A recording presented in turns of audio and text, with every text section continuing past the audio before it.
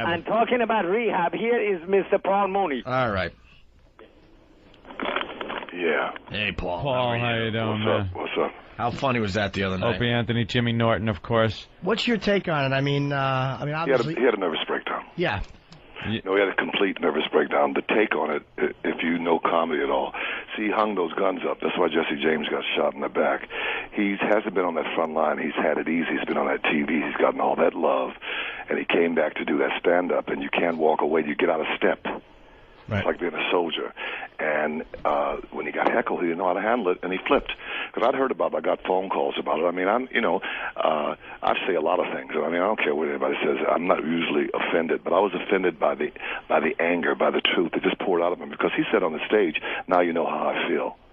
You know, and I kind of felt like I thought maybe the South had won, the way he was screaming and raving about it and saying nigger and fork in your ass and hell upside down and all that other crap that he said.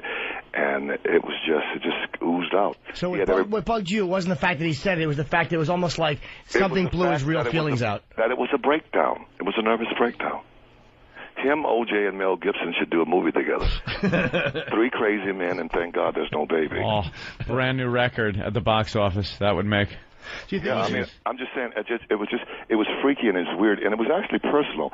He had personal problems because that he was saying and that anger, and he just got out. It's like that liquor and that emotion, you know. And race is a very important thing. I mean, I've been doing this for a long time. I've been telling everybody, but you know, they all look at me like I have three heads. Race is a very, very important thing in America, and it only could happen in California. Well, were you surprised that people walked out? I mean, like, look, as comics, when something weird is happening in the room, I mean, why did people walk out? Obviously, was it their moral objection, or were they afraid the guy's going to come back in with a pistol? No, I think they walked out because they got afraid of what was going on, that somebody would get hurt. Listen, my friend that's dead, Eric Douglas, he said one Monday night at the Comedy Store, he said, I hate nigger night. And a black man got up and knocked him in the head with a chair. Wow. Yeah. But wasn't it billed that way at the club? What? He said, what did they call that at the club? Why would he say that? He said, no, it wasn't Bill. He's kidding. No, that was Black Mac. You know that. And who hit Eric Douglas in the head? Was it Kirk or Michael? I mean, I kind of knew Eric. He tried to take me to a club one night and party. He sued the Comedy Store. I don't know if you remember that. No, I actually never even heard about that. Yeah, he got hit. No, he got hit in the head with a chair. And he sued for lack of security? Let me tell you something.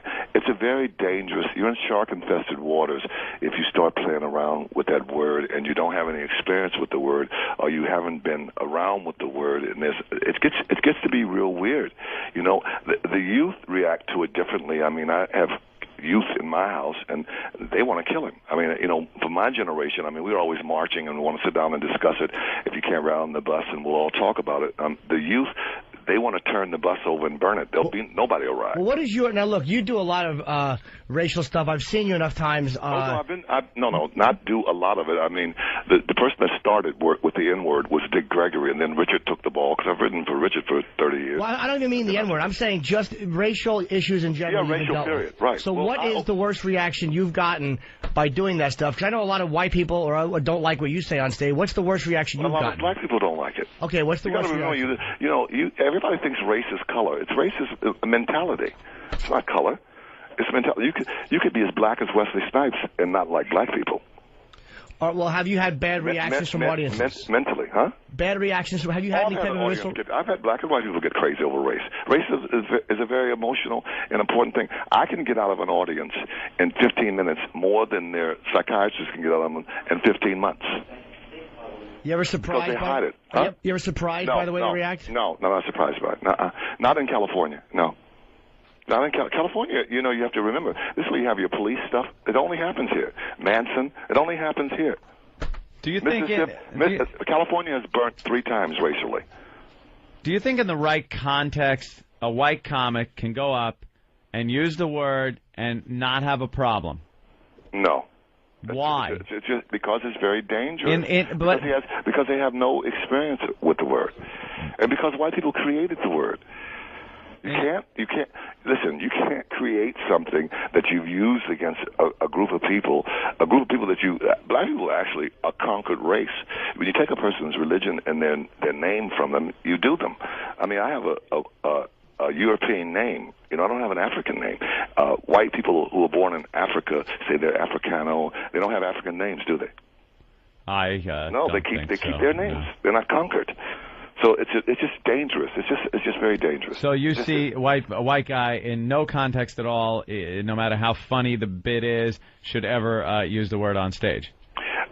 I can't say ever because it's been done in movies and it's been done on the stage in a theatrical thing. It's okay, you know.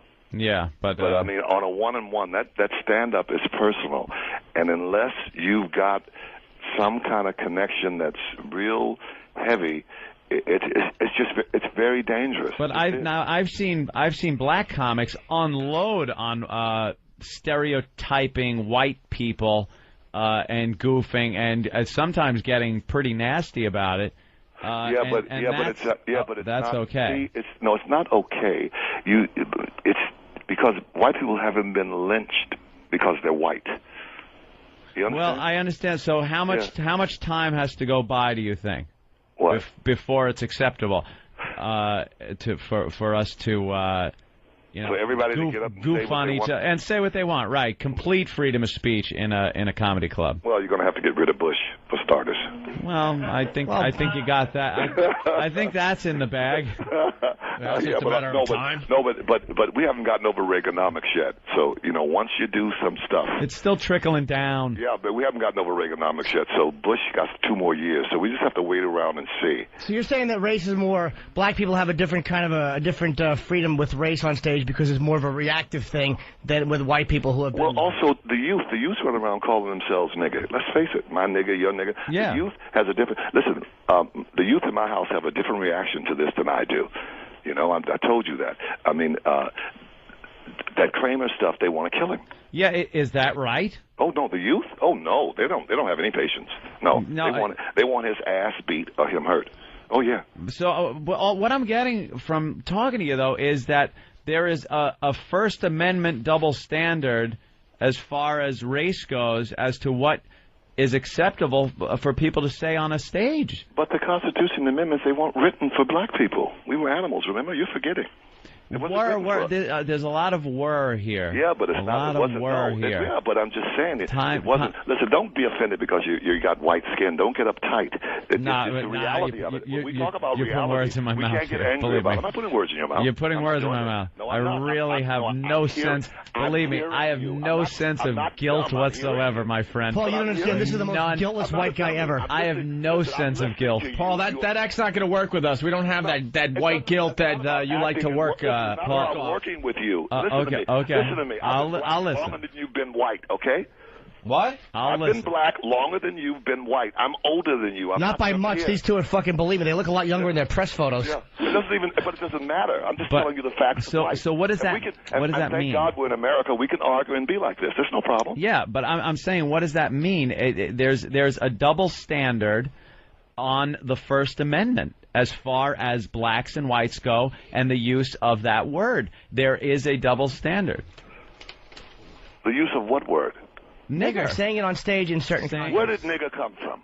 Since you're an expert on it, where did it come from? I would believe probably a country's name in Africa where they brought slaves over from. Who do you think the first person was called nigger? I would say a slave.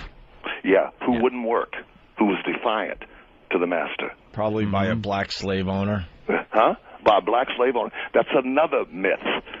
See, a black slave owner.